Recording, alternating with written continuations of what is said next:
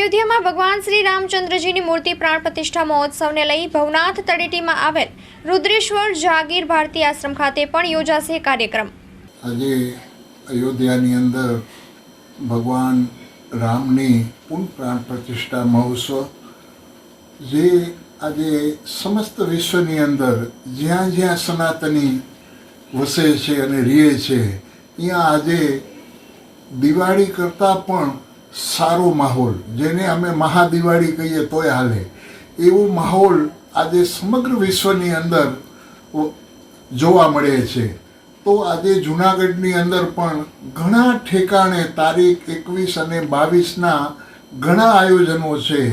તો અમે પણ ભવનાથની અંદર જે ગુજરાતની અંદર જોવા જાય તો સાધુ સમાજનું મેન કેન્દ્ર કહેવાય એવું ગિરનાર, એની અંદર અમારા 7 અખાડાના સાધુઓ હરેક અખાડાની અંદર એના હિસાબે પૂજા, આરતી, મહાઆરતી અને આયોજન કરી રહ્યા છે। તો આજે રુદ્રેશ્વર જાગીર ભારતી આશ્રમ મેં પણ સાંજના 22 તારીખે સાંજના 8:30 વાગે પ્રથમ પૂજા, પછી મહાઆરતી, આતાશબાજી અને પ્રસાદનું આયોજન।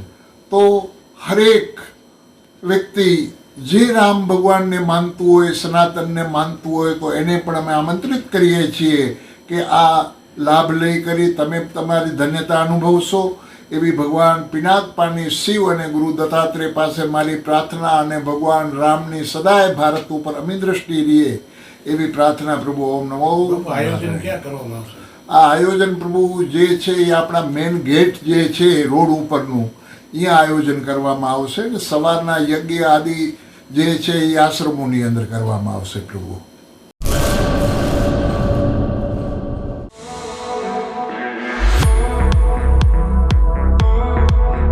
ગુરુ કૃપા ડેકોરેશન દરેક શુભ પ્રસંગોને યાદગાર બનાવવા સુશોભન માટે મુલાકાત લ્યો।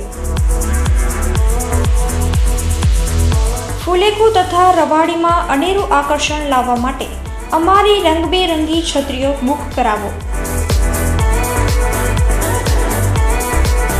સંપર્ક જૂની રાવલવાડી શક્તિ રાજલમાના મંદિર પાસે ભુજ।